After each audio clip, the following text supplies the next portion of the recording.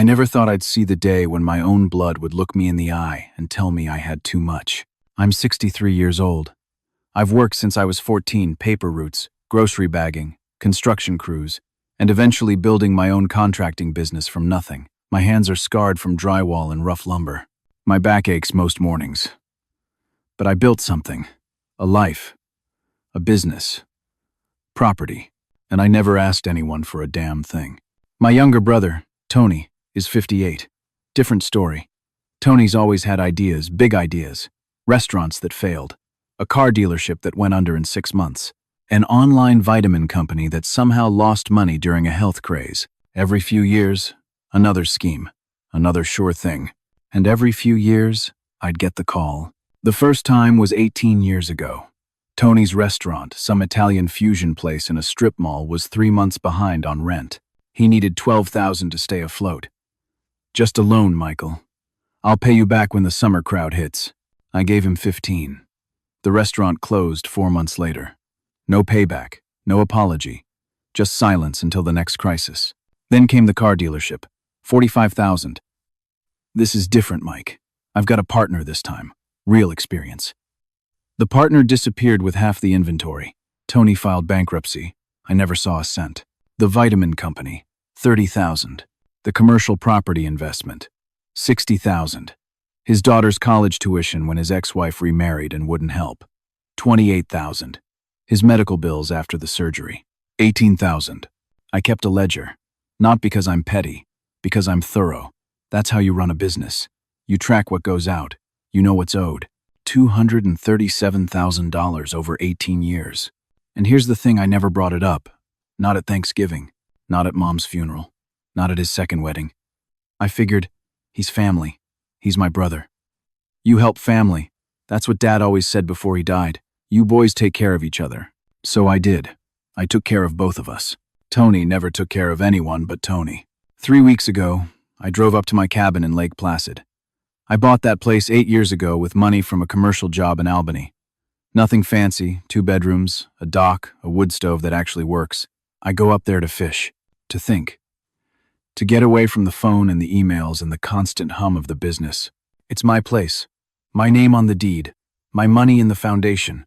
But somewhere along the way, it became the family cabin. Tony would bring his kids up for a weekend. My sister, Angela, hosted her book club there one summer. Thanksgiving 2 years ago, Tony volunteered it for the whole extended family, 12 people, including his new wife's parents. I wasn't even asked. I was told, everyone's coming to your place, Mike. It'll be great. I didn't say no. You don't say no to family. That's the rule. When I pulled into the gravel drive that Saturday morning, Tony's Lexus was already there. The Lexus I didn't pay for, but probably indirectly funded through one of his loans. I found him on the back deck with a tape measure and a notebook. He was measuring the deck boards, writing things down. Tony, what are you doing here? He looked up like I'd interrupted him. Oh, hey Mike, just getting some measurements. Measurements for what? He smiled. That salesman smile. The one that always came before he asked for money. So, I've been thinking. This place is getting older, right? Need some updates. New deck. Maybe extend the dock. Update the kitchen. I've got a buddy who can do it cheap contractor rates. I set my tackle box down. I'm not renovating right now. No, you're not understanding.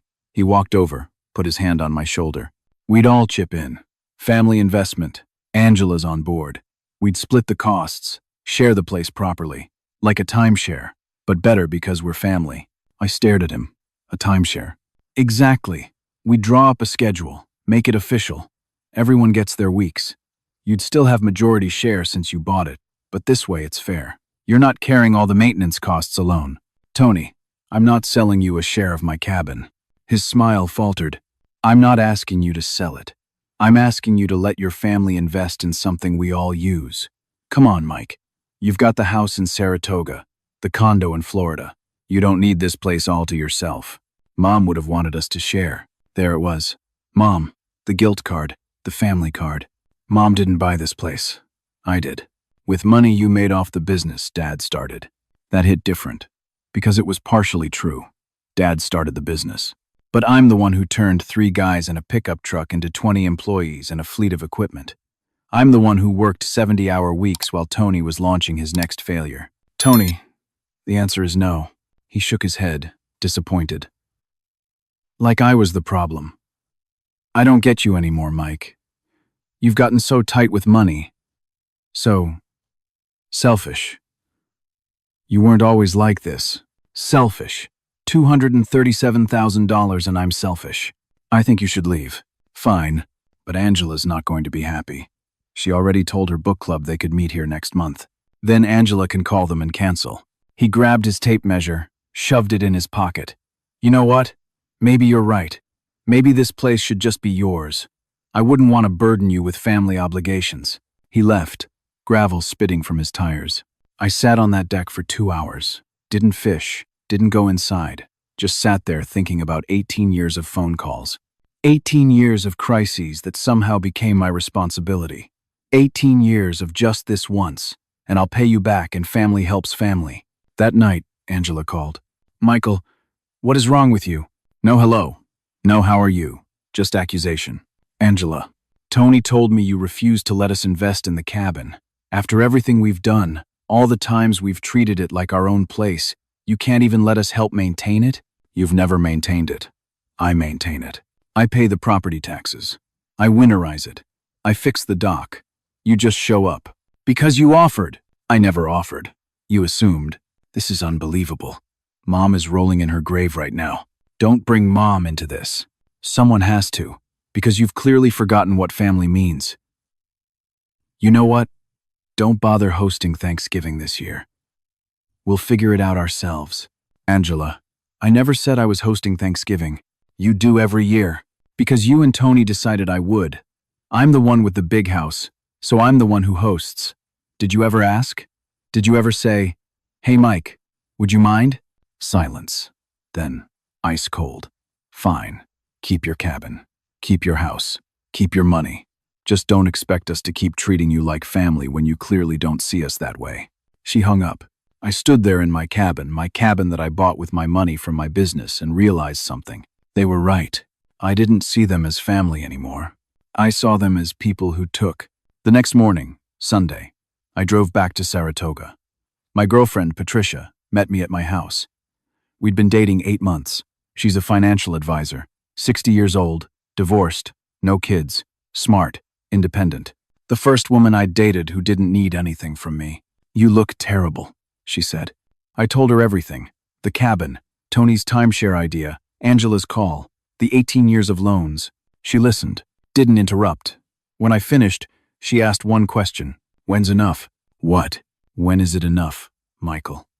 How many more times do you let them do this? How much more money? How many more guilt trips about your dead mother? They're my family. No. They're people you share DNA with who've spent 2 decades treating you like an ATM machine with a family obligation button. She leaned forward. You know what a financial advisor tells clients who have family members like yours? We tell them to set boundaries, to protect their assets, to understand that love doesn't mean unlimited access to your wallet. I can't just cut them off. Why not? I didn't have an answer. Patricia stood up. You don't owe them your property, Michael. You don't owe them your money. You don't even owe them your time. What you owe them is honesty. And here's the honest truth. They don't see you as a brother. They see you as a resource. She left to give me space. I sat in my living room, the one I paid for, with furniture I bought. In a house I maintained, and I made a decision. If I'm just a resource, let's see what happens when the resource runs out. Monday morning, I called my real estate agent. Her name is Denise. We've worked together for 15 years. Denise, I need you to list the Lake Placid cabin. The cabin? I thought you loved that place. I do. List it anyway. Full asking price. Professional photos. I want it on Zillow by tomorrow. Is everything okay? Everything's fine. I'm just simplifying. Tuesday afternoon, the listing went live. 4 bedrooms, 2 baths, private dock, wood stove, recent roof. $340,000. Fair price for the market. I texted Angela the Zillow link. No message, just the link. She called me within 5 minutes. What is this? I'm selling the cabin. You're what? Why? You said I should keep it. I'm keeping the equity, selling the property. But, Thanksgiving, my book club, Tony's family uses it. Tony wanted to buy in. I'm giving him the chance. He can make an offer like anyone else. With what money? He doesn't have $300,000. Then I guess he can't afford it. Michael, this is insane. You're doing this because we hurt your feelings? No. I'm doing this because it's my property and I can do what I want with it. Isn't that what you said? Keep my cabin? I didn't mean sell it. What did you mean? Silence. Angela. I've given Tony $237,000 over 18 years. I've hosted every holiday. I've opened my properties to everyone. I've never asked for a single thing back. Not money, not gratitude, not even basic respect.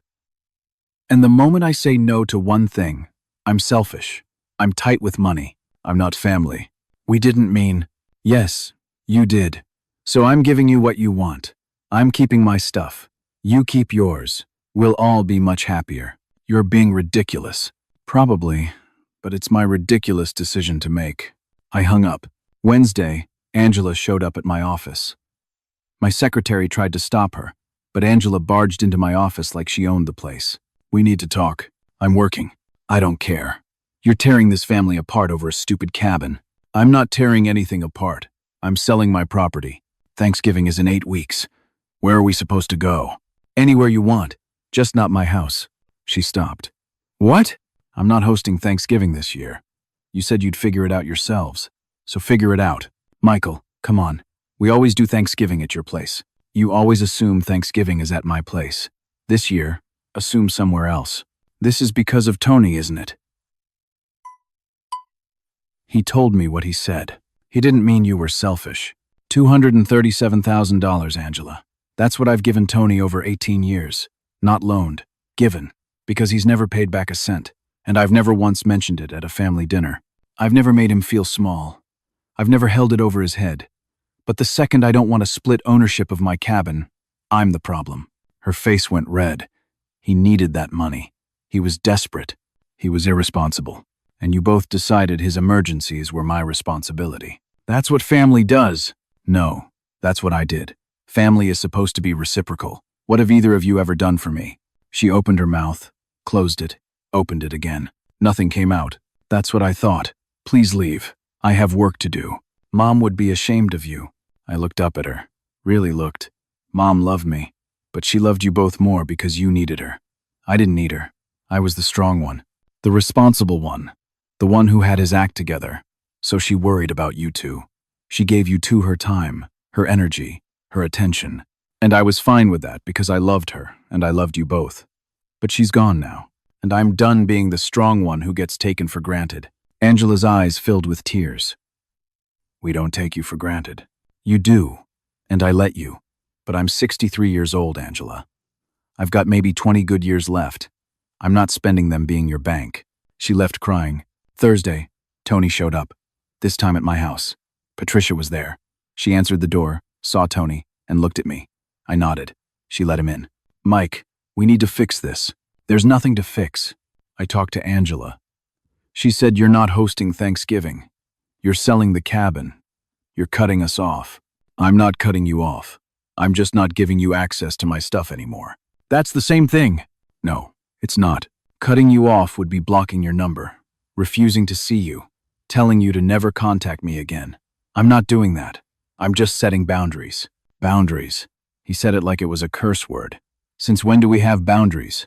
Since you asked me to give you my cabin. I asked you to share it. No. You asked me to let you invest so you could claim ownership. You wanted to turn my property into our property. You wanted to split maintenance costs you've never paid. You wanted official rights to something I built alone. That's not sharing, Tony. That's taking. Jesus Christ, Mike. I'm your brother. I know. And I've treated you like one for 60 years. I've bailed you out. I've never judged you. I've never lectured you. I've never made you feel like less of a man because your businesses failed and mine succeeded. I've been nothing but supportive. Then why? Because you've never said thank you. It came out louder than I meant. Patricia stepped back. Tony flinched. You've never once said thank you. You've never acknowledged what I've done. You ask, I give. You disappear until the next crisis. And the one time I say no, I'm the villain. I'm selfish. I'm not family. I didn't mean that. Yes, you did. Because in your mind, family means I give and you take. That's the deal. That's how it's always been. And I'm changing the deal. To what? To nothing. You want my cabin? Buy it. You need money? Earn it. You want to spend time with me? Act like you actually enjoy my company and not just my wallet. His jaw tightened. So that's it? 18 years of helping me and now you're just done? Tony, I've been done for 10 years. I just didn't know it yet. He stared at me, then at Patricia, then back at me. Angela was right. You've changed. No, I finally realized you never did. He left without another word. Friday morning, I got a call from my nephew, Tony's oldest son, Jake. He's 26. Good kid. Works in IT. Uncle Mike? Hey, Jake. Dad told me about the cabin. And the money. Is it true? 200,000? 237,000. Silence on the line. Uncle Mike, I had no idea. It wasn't your business. He told us you were helping him invest, that you were partners in some of his ventures. He never said he was borrowing money. Something in my chest loosened. Someone saw it. Someone understood. Jake, you don't need to. No, I do. Because I need to tell you something. Last month, Dad asked me if I could co-sign a loan for him, 50,000, for some new business idea. I said no. And he got so angry, he said I was ungrateful, that he'd always been there for me. That family helps family. My hands went cold. I told him I'd just bought a house, that I couldn't take that risk. And he didn't talk to me for 2 weeks. Mom finally made him apologize, but it wasn't real. It was just words. Jake, I'm glad you're setting boundaries, Uncle Mike. I don't know if Dad will ever get it, but I do. And I'm sorry you had to deal with this alone for so long. After we hung up, I sat there for a long time. One person in my whole family saw what was happening and said something. One was enough. The cabin sold in 12 days. Cash offer. 325,000. 15,000 under asking, but I didn't care. The buyers were a young couple from Burlington with 2 kids. They sent me a thank you note with the closing papers. They said they'd always dreamed of a place on the lake, that their kids were so excited. I hoped they'd be happy there. Happier than I'd been lately. I didn't tell Tony or Angela about the sale until after it closed. I sent them both a text. Cabin sold. Closing was today. Thought you should know. Angela called immediately. You actually sold it. I did. Where are we supposed to have family gatherings now? Your house. Tony's house. Rent a hall. I don't know, Angela. Figure it out. And Thanksgiving? I'm going to Patricia's daughter's house in Connecticut. She invited us both. It'll be nice. Quiet. You're choosing her over your own family. I'm choosing peace over guilt. She hung up. Tony texted, hope you're happy. I didn't respond. 3 weeks went by. Quiet weeks. No crisis calls. No emergency texts. No guilt trips. Patricia and I went to the theater. Had dinner with her friends. Took a weekend trip to the Berkshires. Normal things. Things I hadn't done in years because I was always on call for the next family emergency. Then, Sunday afternoon, Angela showed up at my house. Alone this time. She looked tired. Can we talk? I let her in, made coffee. We sat in my kitchen. I've been thinking, she said, about what you said. About Mom giving us more attention because we needed it. About you being the strong one. I didn't say anything. You were right. You were always right. You had your act together. You didn't need help. You didn't need money. You didn't need saving. So we stopped checking on you. We stopped asking how you were doing. We just assumed you were fine because you were always fine. Angela. No. Let me finish. We treated you like a resource, like a bank, like a solution to our problems. And we never asked what you needed. We never asked if you were okay. We never said thank you. Her voice cracked. I'm saying it now. Thank you. Thank you for 18 years of helping Tony. Thank you for hosting every holiday. Thank you for never making us feel small. Thank you for being the strong one even when you didn't want to be. Thank you for everything. I felt something in my chest crack open. And I'm sorry. I'm sorry we took you for granted. I'm sorry we made you feel like you weren't family unless you were giving us something. I'm sorry, I said Mom would be ashamed of you. She wouldn't be. She'd be ashamed of us. I reached across the table, took her hand. I don't need you to apologize for 18 years. I need you to understand that things are different now. I know. I'm not the family bank anymore. I'm not the automatic host. I'm not the one who fixes everything. I'm just Michael, your brother. And if you want a relationship with me, it has to be because you actually want to spend time with me, not because you need something. She nodded, tears running down her face. Can we start over? We can try. It's been 2 months since I sold the cabin. Tony and I haven't spoken. Angela and I have had coffee twice. She told me about her life, her real life, not just the crises, her job, her book club, her friends. She asked about Patricia, about my business, about me. It felt strange, like getting to know my sister for the first time in decades. Jake called last week, asked if I wanted to go fishing. Not at the old cabin, just fishing. He knew a spot near Saratoga Lake. We went. Didn't talk about Tony. Didn't talk about money. Just fishing. Just family. Patricia asked me last night if I regretted selling the cabin. I thought about it. Really thought about it. No, I said. I don't regret it. I miss the place. But I don't miss how it made me feel. Like everything I had was everyone else's right. Like my generosity was their entitlement. What do you miss? She asked.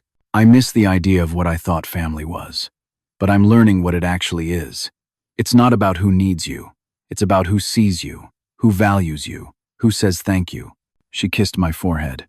For what it's worth, I see you. I know. That's why I'm still here. I'm 63 years old. I've got maybe 20 good years left. Maybe more if I'm lucky. I spent 40 years building a business. 18 years funding my brother's dreams. Decades hosting holidays and opening my homes and being the strong one. I'm done being strong for people who mistake strength for weakness. For people who think boundaries are betrayal. I'm just going to be Michael. And maybe, if I'm lucky, the people who actually want to know Michael will stick around. The rest can figure it out on their own. Family doesn't mean you owe anyone everything. It means you choose to give what you can to people who appreciate it. I choose differently now. And for the first time in 18 years, I'm sleeping through the night.